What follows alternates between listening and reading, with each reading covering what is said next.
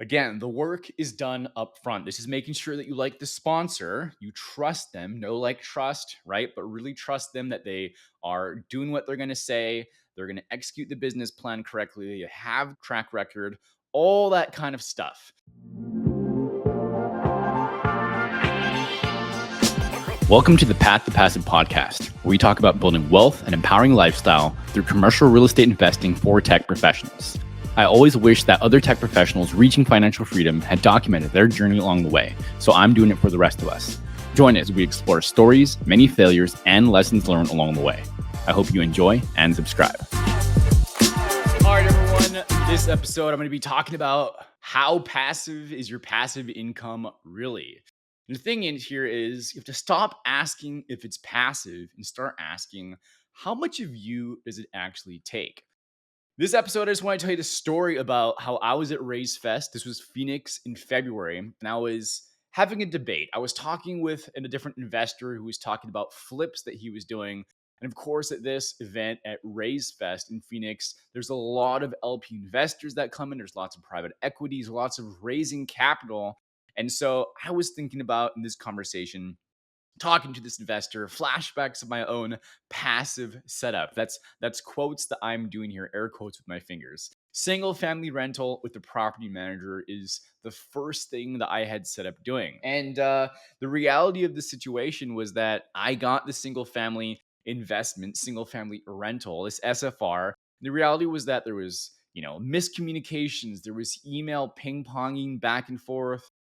Sometimes there, a couple of times I can remember there was late night fire drills as well. And the thing is that it really wasn't as passive as I was hoping for. I thought that the management team would be able to take care a lot more of things than it actually did. I still had to make decisions.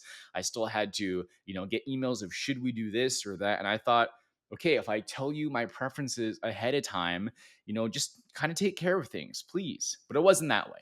It was only passive and, well, kind of name only. And that was kind of a wake up call for me.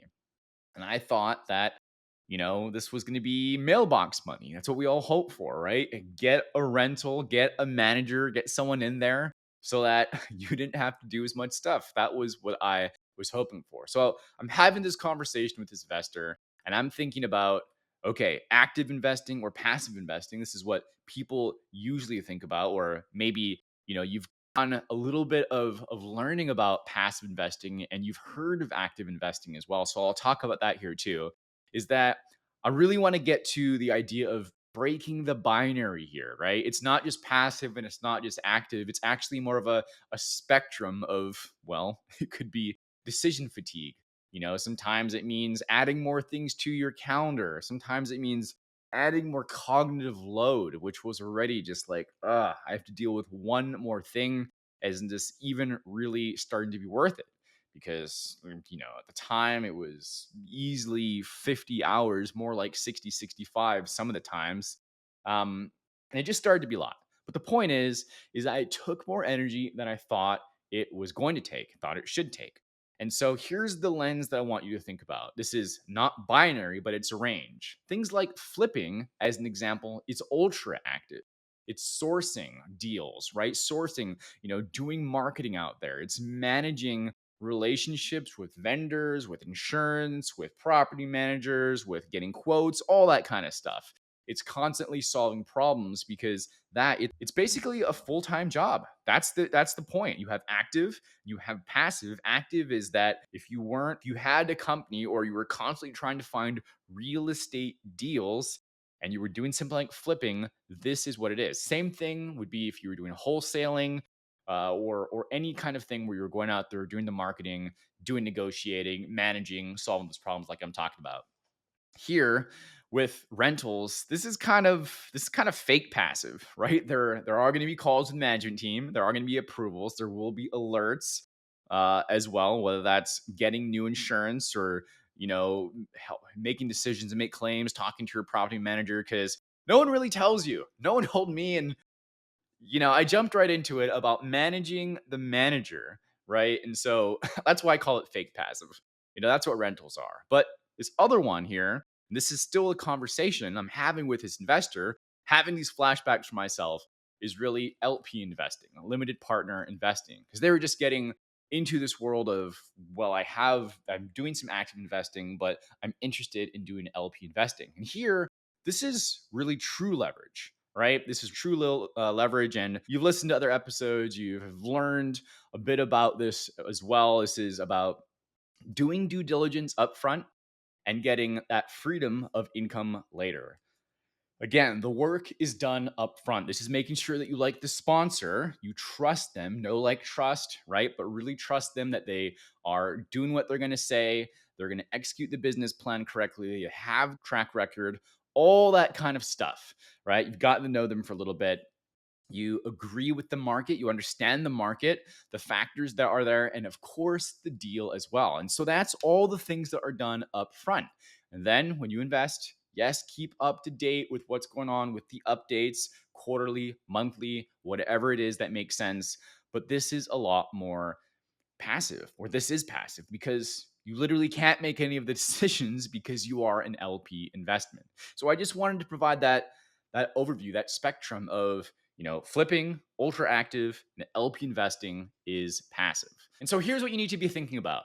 For you, if you're looking at investments, you have to be thinking about, well, who's making the daily calls? Who's doing the active checking in? Who's working with the tenant that's there or executing the business plan? And how often are they going to be pinging you? How often are they going to be asking you for questions, for you to be making decisions, for you to be doing any work or adding your own energy in? That's something you have to be thinking about, because again, this is a range. And are you buying leverage, or are you buying another part-time job? Or really, are you buying another inbox? So think about this. Imagine investing without that sacrificing of your time, right? You get to do that on Friday, whatever you want on Friday nights, on your Saturday mornings, on your Sunday mornings, instead of tending to things that must be taken care of because you have a tenant. There's no inbox triage or late night voicemails. Your income shows up without asking for your attention on with the passive investings. You get to close your laptop Friday or wherever, whatever time it is that you're actually closing for that session. Your income didn't need you that entire week. You preserve the headspace for your family, your workouts, and your strategy time. You invest like an owner and not like a manager. This is something that I really started to hit home for me. This is what I was telling this investor about, to really understand on the spectrum. So you want to invest like an owner and not like a manager. So if you want to protect your calendar while growing your capital, join the newsletter. I share the exact frameworks, questions, deal breakdowns I wish someone handed to me when I was juggling rental calls at 9 p.m., sometimes on Saturdays and Sundays. So I send these out every 2 weeks, no fluff, just clarity. Because remember, if your investments still own your time, they're not doing their job. Thank you so much for listening to another episode of Path to Passive. Please, if this helped you, please share it. Drop a review, drop a comment anywhere you're listening. I certainly appreciate you, and I will see you on the next episode. Bye. Thanks for joining us on another episode of Path to Passive. We love connecting with our listeners and those on the path to architecting their wealth and improving their lives.